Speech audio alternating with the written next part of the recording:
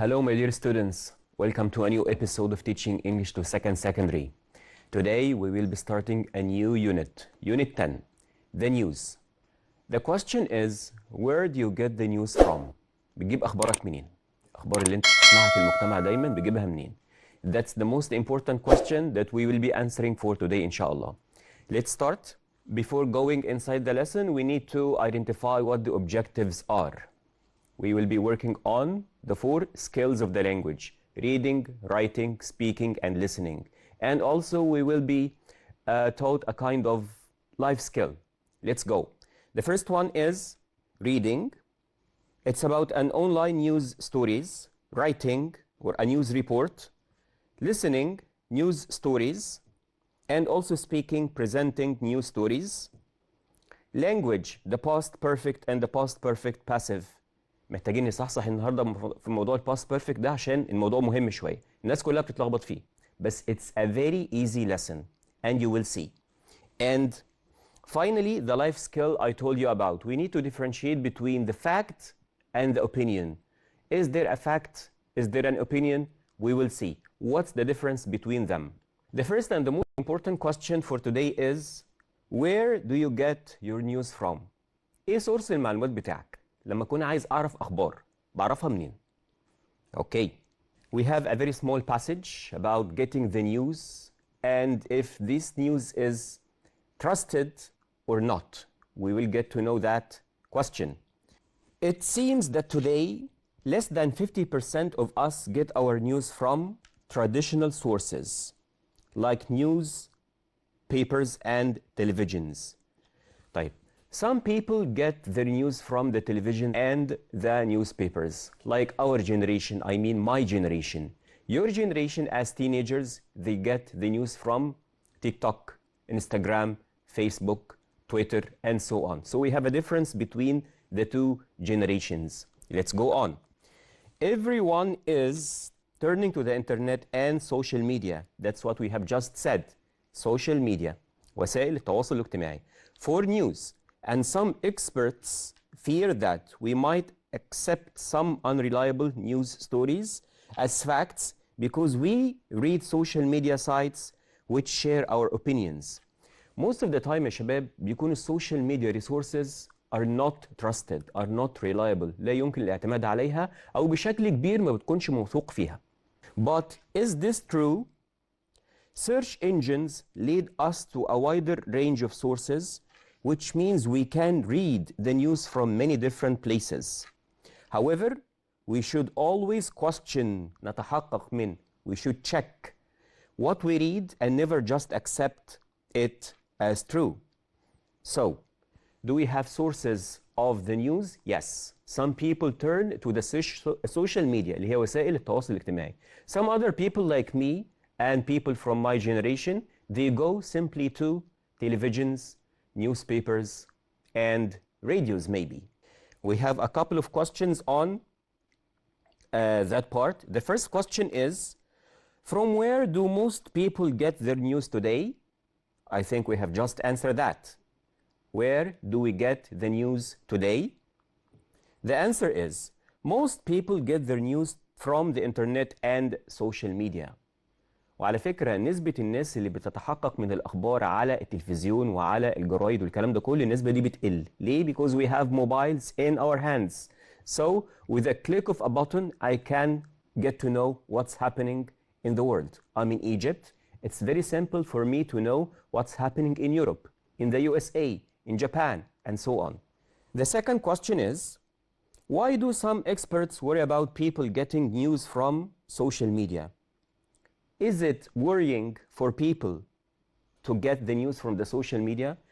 Are the social media, or is the social media a trusted source of information? I don't think so.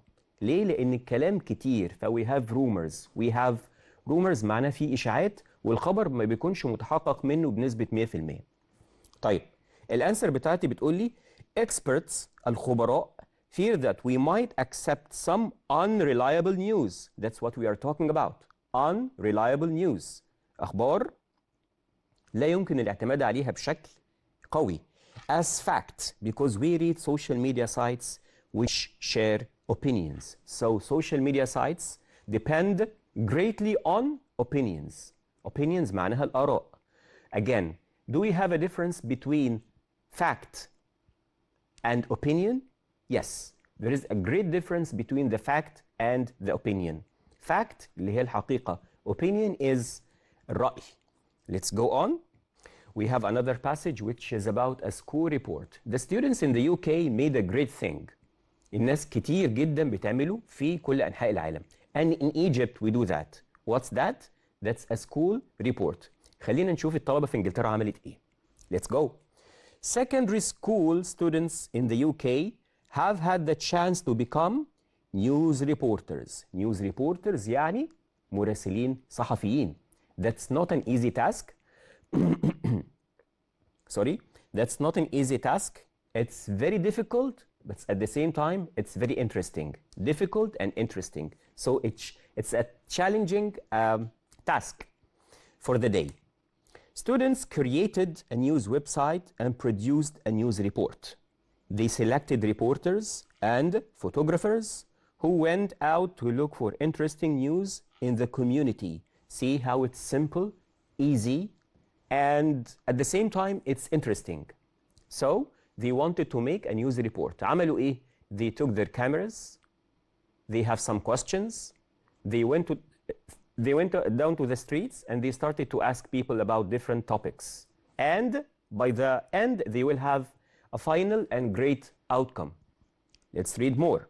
When they had interviewed people and had written their stories, the reporters gave their work to the news readers, who then recorded the news. The videos were uploaded to the news website and some were broadcast on local television. The last step that we stopped at is asking people in the streets about different topics. بعد ما أخذنا ال questions دي, they started to filter the questions. Next step, they gave it to the news reader. Next step, they uploaded the videos on the website as we have just read. Then they broadcast it on the local television, اللي هو التلفزيون المحلي في إنجلترا. That's a very interesting task to be done. We have a couple of questions again on this passage. What did the students do? The students acted as news reporters for a day. Do people do that thing in Egypt? Yes, a lot. They do that a lot. How did they share the news? دلوقتي أنا عندي outcome. How do I get the sharing process, or how do I share the news? Simply, the students uploaded the videos on or to their news websites, and some videos were also broadcast on local television. This is how we should share our news. Okay, we have another passage about facts. As we have just mentioned at the beginning of the episode, facts are very important. And there is a great difference between facts and opinion. The title is Facts. Do they matter? Is it important to check my fact? Is it important to check my news? Is it important to check everything? The answer is yes. ماشي. مهم جدا ان انا اتحقق من الخبر اللي قصادي. يعني ما اقراش كده وخلاص. Fine. We have a person called Saeed Yusuf. Saeed Yusuf is a fact checker, someone who checks facts. He checks the facts in reports before they are sent to the editor. Saeed explains that the news stories can use both facts and opinions, but it must be clear which is which. كلمة which is not a printing mistake. ده مش غلط مطبعي. لا, which is which يعني مين فيهم الفاكت ومين فيهم الopinion. I have to check that. Okay? Facts can be checked, but opinions are the points of view held by the writer. So I can check the fact. For example, people have two hands and they have two legs. That's a fact and you can check. لكن لما أقول لك mobile phones are very important nowadays, that's not a fact. That's an opinion. ليه؟ الموضوع ممكن يختلف مني ليك ومنك لحد تاني وهكذا. لأن أنت ممكن تكون شايف الموبايل مش مهم، أنا شايف الموبايل مهم and so on. So there is a difference again between the fact and the opinion. The opinion is variable, متنوع، لكن الفاct is stable.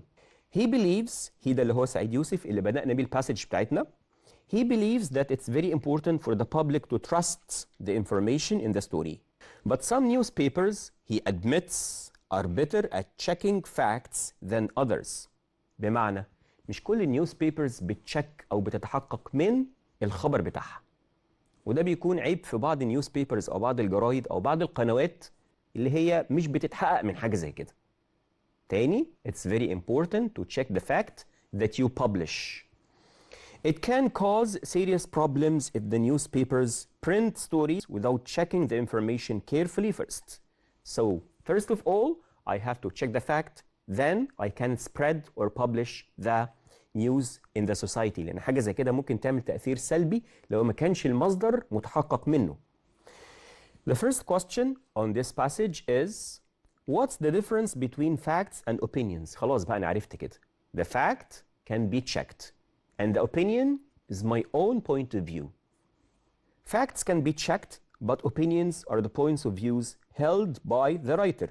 And as we said, the point of view might vary. ممكن نختلف على حتة الرأي. أنت ليك رأي، أنا ليا رأي، غيرنا ليه رأي مختلف علينا احنا الاتنين.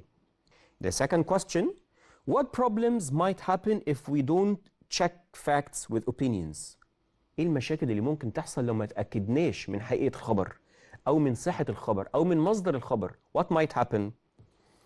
We might misjudge. That's an important word يا شباب. Misjudge. If you misjudge thing بتسيء الحكم عليها. We might misjudge the message and might not be able to make right decisions or actions. So misjudging leads to might or to misaction or taking the wrong decisions. Okay. A third question, why is it important for newspapers to check their facts before publishing a story? That's what we are talking about. Again, is it important to check a fact? أيوة طبعا. ليه؟ لأن عدم وجود الثقة بيخلي الخبر ينتشر بشكل مش كويس وبيخلي حاجة زي كده يكون ليها تبعات مش كويسة في المجتمع بتاعنا. The answer is, it's important because newspapers need the public. الpublic هنا اللي هي العامة، جمهور الناس، الشعب. To trust the information they print. If they print incorrect information, people might not believe them anymore. تخيل انت بتتفرج على قناة مش موثوق فيها، بتقرا جورنال مش موثوق فيه، بتسمع برنامج راديو مش موثوق فيه. فnext time you will not do that. ليه؟ Because it's not trusted. So you need to trust it. A fourth question, can news stories include both facts and opinions? هل دلوقتي لو قريت خبر does it include a fact and does it include an opinion? طبيعي The fact must be trusted again. Yes, news stories can include both facts and opinions, but it's important to make it clear which is which. زي ما اتفقنا. Which is which يعني what's the fact and what's the opinion. And it's very important to check both of them, the fact and the opinion. Facts are things that can be checked and proven, while opinions are what the writers believe. Okay. In the previous part, we have studied 3 passages about the news and their sources and the importance of being checked by the experts. Let's go to the next part, which is the new vocabulary. محتاجين تركيز أكتر يا شباب لأن الموضوع هنا يعتبر application للجزء اللي قبليه. Search engine هو محرك البحث. By the way, search engine اللي هو محرك البحث like Google, like Bing, like Internet Explorer، الحاجات اللي هي ممكن تكون قديمة شوية.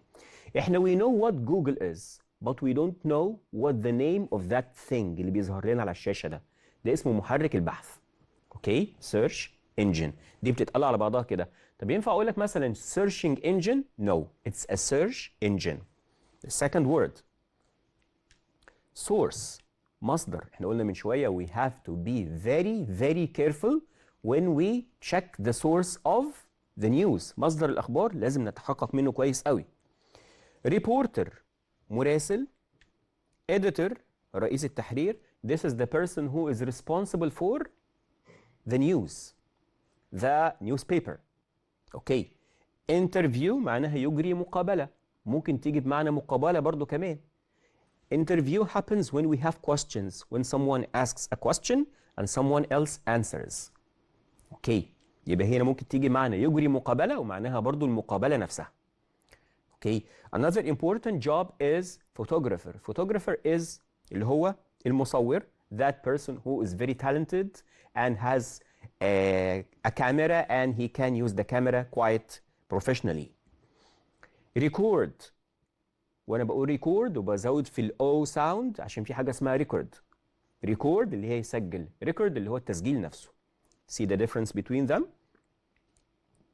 Incident. حادث. That's a very important word and there is a great difference between incident اللي هو الحادث. حادث هنا بمعنى حاجة حصلت. وفي حاجة تانية اسمها حادثة اللي هي accident. إذا هو في فرق بين الاتنين؟ طبعا. اوكي؟ ماشي. Spill. Spill يعني يسكب. Be careful not to skip or to spill the milk. خلي بالك عشان ما تدلقش اللبن. There is a difference between spell with the I and spell with the E. Can you spell your name؟ تقدر تتهجى اسمك. هنا بقى كلمة spill اللي هي يسكب اللي هي يدلق حاجة. Checker الفاحص. That person who checks that everything is okay في news. عندنا بعد كده the public الجمهور عامة الناس. ممكن استعمل كلمة الشعب برضو. Admit يعترف. Serious معناها خطير أو جاد. يعني مثلا smoking is a serious problem. تدخين مشكلة خطيرة. مش هقول لك مشكلة جادة، مشكلة خطيرة. اوكي. بعد كده عندي كلمة print اللي هي يطبع وعارفين طبعا الديريفاتيفز بتاعتها printing printer. Let's go to the next part which is the definitions. We have more than word that we need to focus on. The first word has been mentioned before, search engine. What's the search engine? Give me an example of the search engine. Exactly, like Google. Google is the most important search engine that we deal nowadays. وسفاري برضو ممكن على الايفون شغال معانا. Search engine. A computer program that searches the internet for information. افهم من كده ان كلمة search engine معناها محرك البحث. اوكي؟ الشاشة اللي بتظهر لك لما تيجي تدور على حاجة على الانترنت. Search engine.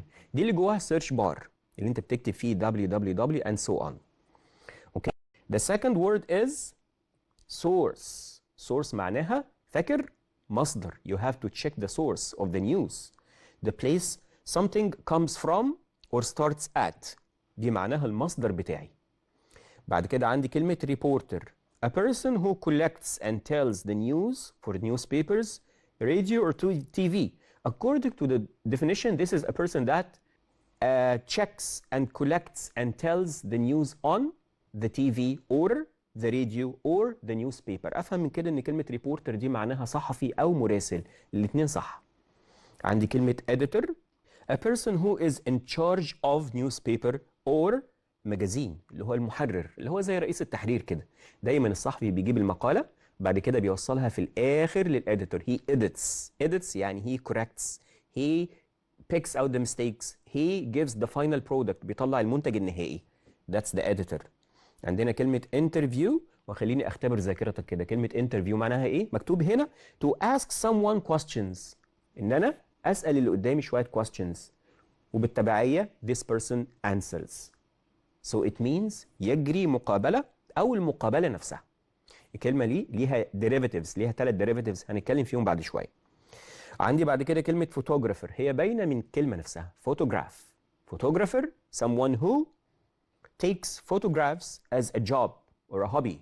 So he has his camera or she has her camera and they use the camera professionally. مش أي حد يمسك الكاميرا. الموضوع ده احنا متفقين عليه. مصور. We have another part of the definitions is the word is deliberately. يعني ايه deliberately؟ لما أقول دلوقتي he broke my camera deliberately or he deliberately broke my camera. So I mean that he does it intentionally. He does it on purpose. بمعنى ان هو عمل حاجة زي كده وهو قاصد عن عمد. Definition بيقول لي كده. Something اهي in something done in a way that is planned or intended. Planned or intended معناه ان هو كان مخطط لحاجة زي كده مسبقا. Okay, so it means بالعربي متعمد عن عمد. بعد كده كلمة fact checker. A person who makes sure the information is true. الراجل ده يا جماعة يعني شغلانته مهمة جدا. ليه؟ because he searches all the internet for the resources. لأن في حاجات زي ما قلنا مش reliable، فلازم أتأكد منها كويس قوي. So that's the person who we call fact checker، مصحح الحقائق، بيتشيك. Question، أنا عارف إن كلمة question يعني a sentence that has a question mark by the end. بس كلمة question هنا ليها معنى مختلف وخلي بالك منه. Question is to express or have doubt about something. إنك بتتحقق من حاجة. مش متأكد مليون في المية من الحاجة فبتتحقق منها، بتتساءل عنها، عايز تعرف مصدرها إيه. That's why كلمة question معناها يسأل أو يحقق أو يعرف إذا كانت الحاجة صح ولا غلط. Question. You have to question everything. لازم تسأل وتتحقق من كل حاجة. So كلمة question هنا is used as a verb. It's not a noun. Sense. كلمة sense معناها a feeling that can be understood by people. You should have a common sense. I can feel my senses. كلمة sense هنا معناها الإحساس. Broadcast. That's what we have every day in the morning lines. Broadcast. Broadcast معناها الإذاعة أو البث الإذاعي.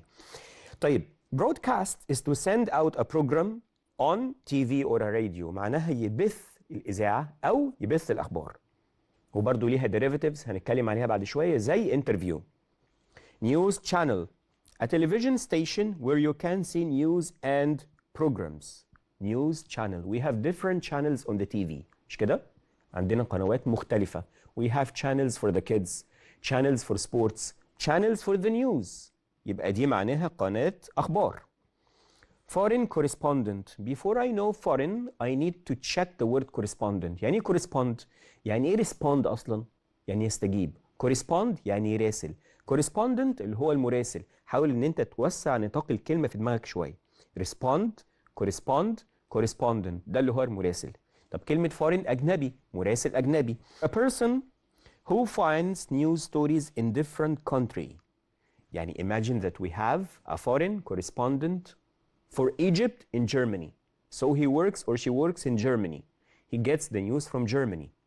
So foreign correspondent اللي هو المراسل الصحفي. Let's move on to another part.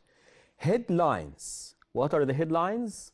The titles of the news stories. عناوين الأخبار. اوكي، العناوين الرئيسية بالتحديد. Investigator. A person who tries to discover the facts of what happened. So the investigator is المحقق. Investigator. They investigate. Investigator investigate the news. بيتحققوا من الخبر. Journalist. A person who finds news story and tells the public. يبقى كلمة journalist هنا أفهم منها إن هي كلمة صحفي. They work in a journal. زي الأهرام، الأخبار، الحاجات اللي هي بنقول عليها الجرائد. Seen. S-C-E-N-E. It's not seen the past participle of see. Seen. A place where something has happened, perhaps as a crime. يبقى كلمة seen هنا معناها مشهد، وممكن تنفع برضو crime scene، مسرح الجريمة. Since we are talking about the news, so we need to say that scene is المشهد. A place where something has happened, perhaps a crime. Digital nomad. أنا عارف يعني إيه digital. Digital معناها رقمي أو أي حاجة ليها علاقة بالأرقام أو التكنولوجيكال part. What do you mean by nomad? Nomad is this person who moves from a place to a place. اللي احنا ممكن كده between brackets نقول عليهم البدو. طب ايه علاقة البدو بحتة الأرقام وحتة التكنولوجيا؟ This is completely far from that. الكلمتين دول اتجمعوا عشان يقول لي إن في حاجة اسمها رحالة رقمي. I mean a person who uses the internet to earn living. Someone who searches the internet so that they can get perfect information about a topic. اسمهم تاني digital nomads. So digital nomads are people who use the internet to earn a living. والناس دي ليها علاقة طبعا بالتيلي كوميونيكيشن اللي هي الاتصالات. لازم يوسع دايرة اتصالاته ودايرة معرفته بشكل كبير عشان يجيب الخبر الصح. That's an important job as well. In the previous part, we have got to know some vocabulary that are all related to the news. Let's move to a different part. Dear students, in this part, we will be focusing on another important section of the unit. Synonyms, antonyms, and derivatives. Do you remember what synonyms are? Synonyms are the same meanings. خليها كده SS. Synonyms same. Antonyms are the opposites. And derivatives are the words that can be derived, that can be taken from one word. Let's go. Let's start with the synonyms. We have the word and we have its equal or its another meaning. أول كلمة عندي كلمة confirm. يؤكد. It has the same meaning like verify and authenticate. Authenticate is a quite difficult word, but it's a very important one. Authenticate يعني يأكد أو يتأكد من حاجة، يتحقق من حاجة. هم الثلاثة نفس المعنى. The second word is foreign. It's exactly like alien or unfamiliar. Then we have necropolis. Necropolis اللي هي المدفن، مدافن. It has the same meaning like cemetery. It's like graveyard. Then we move to another word that we have just mentioned in the passage. Deliberately. Deliberately يعني عمل الحاجة عن قصد، عن عمد. هو قاصد إن هو يعمل كده. Deliberately. It has the same meaning like intentionally or on purpose. On purpose يعني عمل الحاجة عن قصد وعن عمد. Something which is planned before. Has been planned before. Investigate. If you investigate, you check if something is right or wrong. Look into. It has the same meaning like investigate. Detect. يتحقق. كل دول بمعنى investigate. Investigate is like look into is like detect. Remarkable. Remarkable معناها بارز. شكله قوي جدا ومهم. هي معنى كلمة outstanding. هي معنى كلمة exceptional. So they have the same meaning. Remarkable is like outstanding is like exceptional. عايز تقول بقى ممكن تقول amazing, excellent, fabulous. كل الكلام ده بنفس المعنى. بارز أو قوي أو شكله عظيم. Then another important word which is question. احنا قلنا كلمة question هنستعملها في الحلقة دي على أساس إن هي verb. مش كده؟ كلمة question is to check, is to ask. يتشكك في حاجة، يشكك في حاجة، يتحقق من مصداقية حاجة. Then we have doubt. يشك. Then we have suspect. It has the same meaning. So they are all synonyms. Question is like suspect, is like doubt. Now let's move to the next part. The word and its antonym. الكلمة والعكس بتاعها. عندنا كلمة foreign. Foreign is not or does not belong to that country. Foreign, أجنبي. So what if someone belongs to the country? يعني are we foreigners? No, we are native Egyptians. Have you heard me? We are native Egyptians. So the word native is an antonym for foreigner. Good. We can also use domestic. Domestic معناها محلي. The second word is confirm.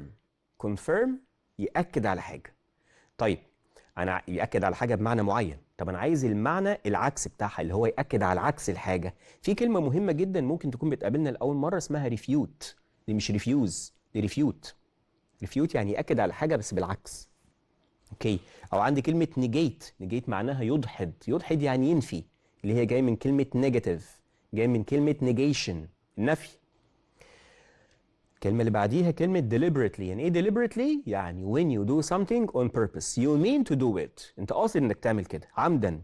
طب الناس لما بتعمل حاجة بالعمد ساعات بتعملها بالغلط غصب عنها. يعني ايه بقى غصب عنه او غصب عنها؟ by mistake. وعندي كلمة كمان اسمها accidentally.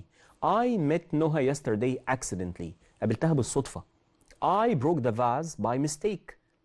كسرت الفازة غصب عني، بالغلط، بالخطأ. I didn't mean it. The last word is question. احنا قلنا كلمة question it means to check that something is true. What's the opposite؟ لو أنا دلوقتي شاكك في حاجة، طب أنا دلوقتي مآمن بحاجة. It's believe. I trust. So I don't question it. Okay. الجزء اللي بعد كده هندخل في الديريفاتيفز. احنا قلنا قبل كده الديريفاتيفز يعني تكون عندي كلمة وبطلع لها العيلة بتاعتها. طيب in this part we have more than word that we need to focus on. Let's go. The first one is broadcast. احنا قلنا كلمة broadcast معناها يذيع. طب يعني ايه إذاعة؟ يعني ايه مذيع؟ Let's see. broadcast اللي هي نفس الكلمة بالظبط بنفس السبيلنج. broadcast الإذاعة. طب what about the person that broadcasts؟ اللي هو broadcaster بالإي آر like play player broadcast broadcaster. طب الإذاعة ممكن تاخد شكل تاني أو اسم تاني؟ spelling مختلف؟ ممكن أقول لك كمان broadcasting. عندي كلمة correspond. correspond معناها يراسل. طب أنا عايز أعرف يعني إيه مراسلة؟ يعني إيه مراسل؟ يبقى أنا محتاج أعرف الnoun thing والnoun person. Let's go. Correspondent is the person himself اللي هو المراسل. طيب what about correspondence؟ دي بقى المراسلة نفسها. اللي بعد كده edit. edit يعني يطلع الأخطاء، يعدل. طيب أنا عايز التعديل، عايز المعدل نفسه. The first one is the person editor. The second one is the edition. عشان كده بنقول this is the final edition of the book. هو ده آخر تعديل للكتاب. I have edited my book. عدلت الكتاب خلاص. I am the editor of that book. أنا معدل الكتاب اللي بحط الفاينل تاتش بتاعي. عندي كلمة find يعني يجد. عايز كلمة اكتشاف. اوكي. عندي كلمة find ممكن نفس السبيلنج، ممكن تنفع معنى كلمة اكتشاف. عندي كلمة finding برضو نفس الكلام. finder ممكن تمشي معانا اللي هو الموجد لحاجة. كلمة interview which was our most important word for that part. كلمة interview يعني يجري مقابلة. طب أنا عندي يجري مقابلة دي عندي 3 أطراف. المقابلة نفسها واللي بيسأل واللي بيتسأل. نقول تاني كلمة interview يعني يجري مقابلة. اوكي، يجري مقابلة مع أي حد حتى لو كانت interview بتاعت شغل برضو معانا. طيب عندي الأول حاجة كلمة interview اللي هي المقابلة نفسها. That's the situation itself. When we have a table, we have 2 chairs and we have some questions. That's the interview. What about the second one? Interviewee. لازم نزود الإي اللي في الآخر دي شوية اللي هي double E. Interviewee. That's the person who is being asked. اللي بتسأل. طب اللي بيسأل بقى ده الانترفيور، ده اللي بيسأل. طيب عندي كلمة زي كلمة train. train يعني يدرب أو يتدرب. طيب عندي trainer اللي هو بيدربني، وعندي trainee اللي هو المتدرب نفسه. يبقى أنا دلوقتي عندي كلمة train وtrainee وtrainer like interview, interviewee, interviewer. عندي كلمة employee يعني يوظف. طب عندي كلمة employee يعني الموظف. عندي كلمة employer يعني صاحب المكان أو صاحب العمل. Fine. Let's go to the last word before the exercise. Investigate. أنا عارف إن كلمة investigate معناها يتحقق من. طيب عايز المحقق نفسه investigator. طب عايز التحقيق investigation. Investigator and investigation. This is what we have for the derivatives. Let's go to some exercise. يلا نصحصح مع بعض شوية بقى. Can you give me your email space? I have 4 choices. Title, headline, address, and dress. خلينا النهارده نعمل تكنيك مختلف شوية. خلينا نستبعد الغلط. وأنا بقول لك دلوقتي can you give me your email title? I don't think so. Can you give me your email headline؟ عنوان الإيميل. كلمة headline معناها العناوين الرئيسية اللي احنا بنشوفها at the top of the stories, at the top of the newspaper. طيب can you give me your email address؟ email address اللي هو العنوان البريدي بتاعك. Everybody should have their own email because it's very important. معروفة الكلام ده. طيب ينفع أقول dress؟ No, it's completely away from what we are talking about. Dress is the one or the thing that women wear. So the answer is address. The second one, King Lear distributed his all properties and wanted to keep his. فاكرين King Lear؟ الراجل اللي أخذ قرار غلط وترتب على الغلط ده حاجات غلط تانية. He distributed all his properties and he kept something for himself. أخذ لنفسه بس لقب الكينج. What do you mean by that name that we keep for ourselves when we give up our property? Yes, that's right. It's the title. We should think about a title. Think about the title of King Lear. اسمه كده King Lear. احتفظ لنفسه باللقب فقط. Okay. Number 3. A or an space uses telecommunication technologies to earn a living. Telecommunication technologies. These people are very important in society because they use digital information. I mean digital nomads. So, a digital nomad is a person who uses telecommunication technologies to earn a living. طب ينفع أقول كلمة nomad لوحدها؟ لا. nomad لوحدها معناها إيه؟ معناها رحال. It has nothing to do with the information. Let's go on. The space is a member of a tribe who travels from a place to place to find food. This is what we have just said. حد بيتنقل من مكان لمكان بحثا عن الطعام. تمام. First of all, he is not an editor because this person works in a newspaper. The second one works with the information. The second one travels بس for the search of the news. It's not for the search of the food. أصبح عندي الكلمة الأخيرة اللي هي كلمة nomad. The person who travels from a place to a place to search for food. اللي هو الرحال. Number 5. Many swimmers are fond of crossing. Swimmers يا شباب. Swimmers are fond of crossing the English space. الناس بتاعت الأدبي عارفة كويس جدا إن أوروبا كلها على بعضها في حتة، وإنجلند ككونتري أو let's say the UK United Kingdom كلها في حتة تانية. وفي حاجة بتربط بينهم، حاجة اسمها القناة الإنجليزي. The English Channel. Have you heard me? The English Channel اللي هي القناة الإنجليزي. So that's my answer. طب can I say the English Canal؟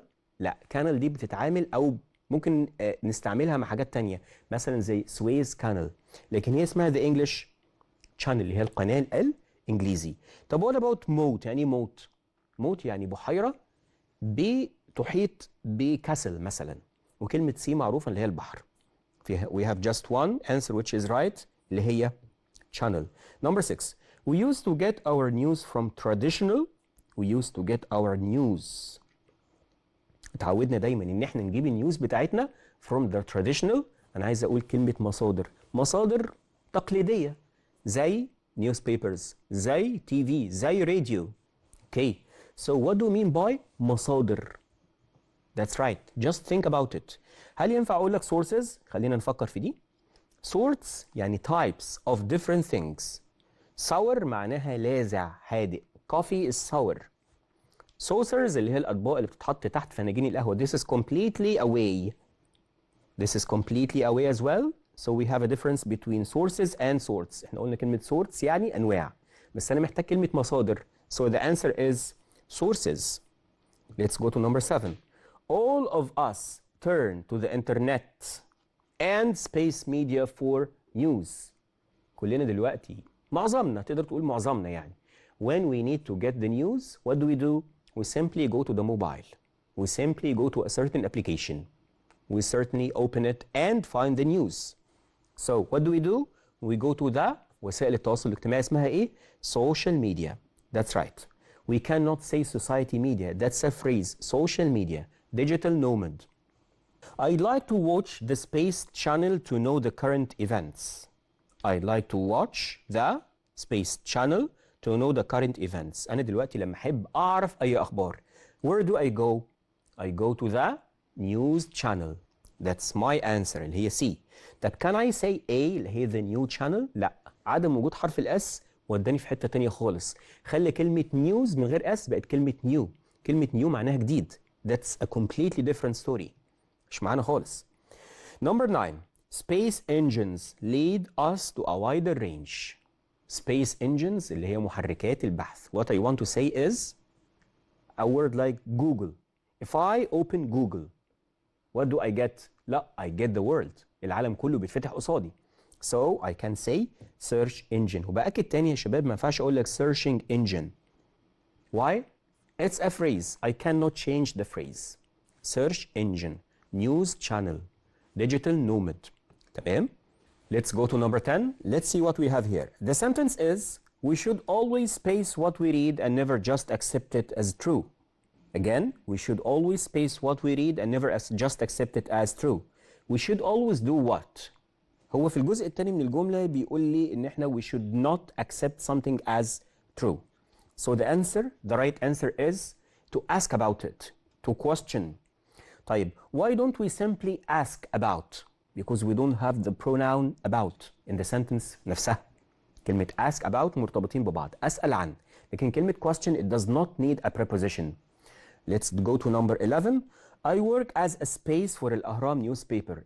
الأهرام newspaper is one of the most important and one of the most famous newspapers in Egypt. إن لم يكن هي الأشهر تقريبا. I work as a space for الأهرام newspaper. The newspaper needs those people like the journalists. It does not need doctors, teachers, or nurses. So the answer is a journalist. In the previous part, we have studied all the vocabulary that are all related to the news. Let's see what we have next. Let's go to number 12. We should always space what we read and never just accept it as true. That's my clue. We should always space what we read and never just accept it as true. المفروض ان احنا نتحقق من الحاجة وما نقبلهاش زي ما هي كده. مش كل خبر يجي لك يبقى it's fine, it's right. لا, you need to check it. You need to ask about it. You need to check it if it's true or false, if it's right or wrong. متفقين على دي. So, what's the word that completes the context of the meaning? It's only one word. We need to accept? لا طبعا, عشان هو بيقول لي and never just accept. This is wrong. We need to agree. Agree ممكن لو كان قال لي on. Agree on. Okay. We need to question is our answer. طيب, why don't we say simply ask? ما أنا لسه قايل في الإكزامبل والشرح. We should ask what we read, what we see, what we watch. Why don't we simply ask? We should say ask about. In the previous part, we have had an exercise about the words that are all related to the news. Let's go to the next part. Dear students, it's time for some grammar. Today we will be studying one of the most confusing tenses in the English language, which is the past perfect. Let's see. First of all, we have something called, in English, we have something called the past perfect tense. ايه ال past perfect ده وبيعبر عن ايه؟ خلينا نشوف. أول حاجة لازم أعرفها, how do I form the past perfect? Past perfect بيتكون من had plus pp. Like had written, had spoken, had slept. This is the past perfect. طب خلينا كده نعمل check على الجمل اللي قدامنا. We washed the dishes after we had eaten dinner. You ask yourself every time. أنا كمان هسألك كل مرة. إيه اللي حصل الأول وبعد كده إيه اللي حصل بعد كده؟ يعني السؤال إيه هو الفيرست أكشن اللي حصل في الجملة وإيه هو السكند أكشن؟ السؤال ده هسأله لك على مدار الكام دقيقة اللي جايين. إيه الفيرست أكشن وإيه السكند أكشن؟ هو بيقول لي هنا we washed the dishes after we had eaten dinner, which means إن إحنا we had eaten dinner الأول وبعد كده غسلنا الأطباق وراه. نفس الفكرة بالظبط. When I met Ali yesterday, I remembered that we had met before. لما قابلت علي امبارح, I remembered that we had met before. اتقابلنا قبل كده. It wasn't my first time to meet him.